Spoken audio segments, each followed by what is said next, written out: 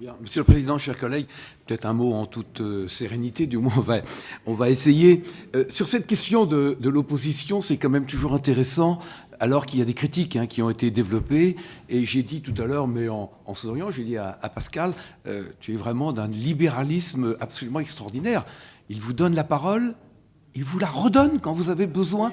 Ben moi, je peux quand même vous dire que, porte-parole de l'opposition, j'avais pas intérêt à avoir oublié un argument, etc., parce que c'était niet, niet, niet. Et parmi ceux qui étaient là, je vous ai pas vu spécialement vous insurger. D'une façon générale, non mais allez, la qualité... S'il vous plaît. La qualité... S'il vous plaît, c'est pas Mathusalem, c'est juste avant le... C'est juste avant, justement... Écoutez, s'il vous plaît. Écoutez, ça peut Merci. permettre... Ça peut peut-être permettre justement de modérer les indignations réelles ou un peu affectées. Bon. Ensuite, pour revenir au fond de ce dossier, qui est quand même celui de l'éducation, moi, cette idée de promouvoir et de distribuer ces livres, Le Tour du Monde en 80 jours, etc., j'ai trouvé que c'était un vrai moment de bonheur. J'ai eu l'occasion de le faire, alors évidemment avec une enseignante, Martine Saint-Laurent. On a été reçus par tout le monde, que ce soit les enseignants, mais surtout les gamins, et de se rendre compte à quel point ils étaient intéressés, ils participaient, et je crois qu'un certain nombre vont effectivement en tirer tous les profits. Et puis sur la question là qui nous occupe depuis quelques dizaines de minutes, je pense quand même qu'il faut faire très attention aux arguments et à la façon dont on les décline, parce que Monsieur Masson, Monsieur Coquelet, qui vous êtes montés plus particulièrement au créneau, moi, j'aurais une tendance naturelle à être à vos côtés.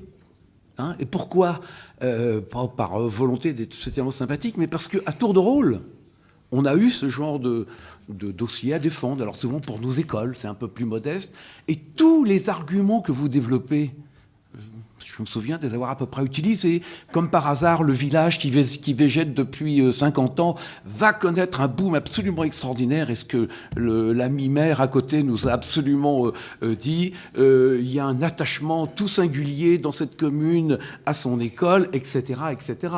Vous êtes des gens suffisamment avisés pour savoir que, quelle que soit la portée, et vos arguments ne sont pas forcément dépourvus de toute portée, ils ont quand même leur répondant.